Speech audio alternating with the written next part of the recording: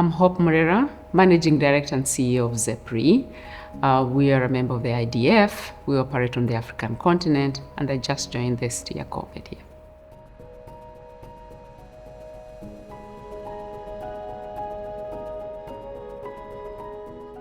A lot has changed. We've seen government adopt more policies and programs to do with disaster risk reduction and financing.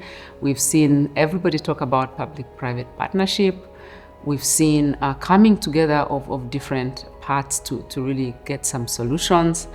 There is still a long way to go in using insurance as one of the mechanisms, and I believe that we still have a role as an insurance industry to convince governments by showing them examples that are working, that this is a good idea, that pre-arranged finance, especially in the face of things like climate change and other natural disasters, is a good idea, is a cheaper idea, is a smart idea. On the part of development financial institutions like the World Bank, they really have been catalytic in this area. Drive, as an example, the project that we're running is an example of a World Bank initiative that seeks to cover the most vulnerable. And we've seen more and more initiatives.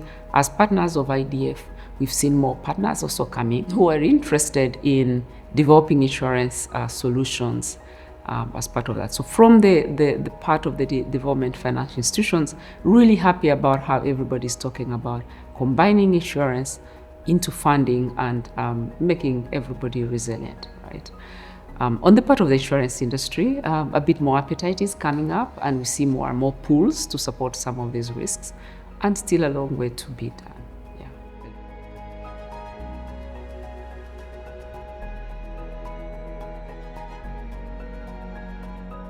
What IDF is doing, creating partnerships with private sector, the global insurance industry, as well as development partners, the World Bank, UNDP, and other partners, means that we can together co-create solutions and be able to implement faster than what we've seen in the past, which has really been more isolated and fragmented responses.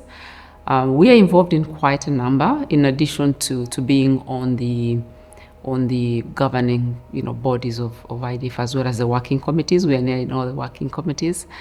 And we are involved in about 4 projects today on the African continent. We're involved in Ethiopia in terms of ensuring public assets. We are waiting for the government to come back with feedback, and we're involved with a number of IDF actors there.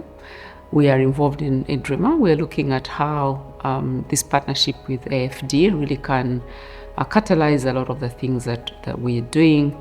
We are in Tanzania, where with AXA Climate, with Guy Carpenter and the others, how then we are looking at how to de-risk smallholder farmers. We are looking on another one that will be de-risking infrastructure projects, especially power generation, both with IFD and other partners.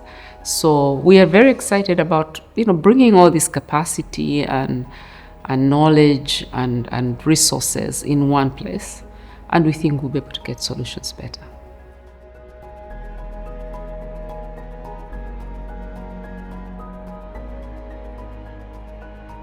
For the insurance industry, really it's about rethinking our risk appetite, the way we think distribution, the way we think return on our business. Whereas it has to be commercially viable, we need to be thinking about how do we look at this at the long term, right? Climate risk is big. The things we are talking about require a lot more innovation and flexibility in how we do business. Insurance sector also needs to think about pooling.